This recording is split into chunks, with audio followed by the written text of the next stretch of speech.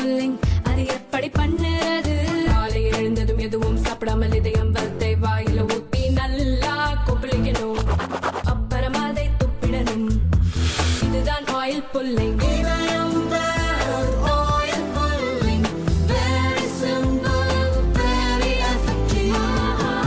அழகி பாரதிய மராத்தி இலக்கிய மாநாடு டெல்லியில் நடந்தது.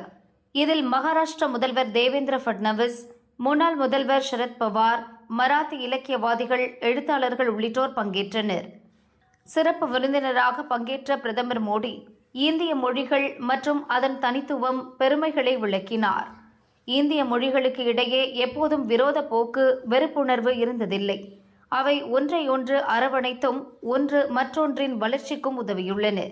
மொழிகளின் பெயரில் பிளவை ஏற்படுத்தும் முயற்சி நடக்கும் போதெல்லாம் தொன்மை வாய்ந்த நம் மொழிகளின் பாரம்பரியமே அதற்கு சரியான பதிலளிக்கின்றன. அதுபோன்ற மாயைகளில் இருந்து விலகி நின்று மொழிகளை வளர்ப்பதும் அவற்றை தன்னகப்படுத்திக் கொள்வதும் நம் அனைவரின் சமூக கடமை. எனவேதான் நாட்டின் அனைத்து மொழிகளையும் நாம் முதன்மை மொழிகளாக கருதுகிறோம். எனவேதான் மாணவர்கள் அனைத்து மொழிகளிலும் கல்வி கற்கும் வாய்ப்பை வழங்கி வருகிறோம் என பிரதமர் மோடி பேசினார். यानी भारतीय भाषाओं में कभी कोई आपसी वैर नहीं रहा. भाषाओं ने हमेशा एक दूसरे को अपनाया है, एक दूसरे को समृद्ध किया है.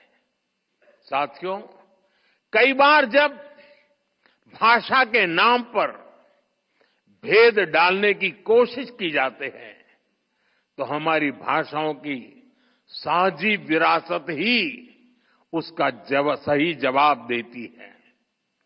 इन भ्रमों से दूर रहकर भाषाओं को समृद्ध करना, उन्हें अपनाना, ये हम सबका सामूहिक दायित्व है.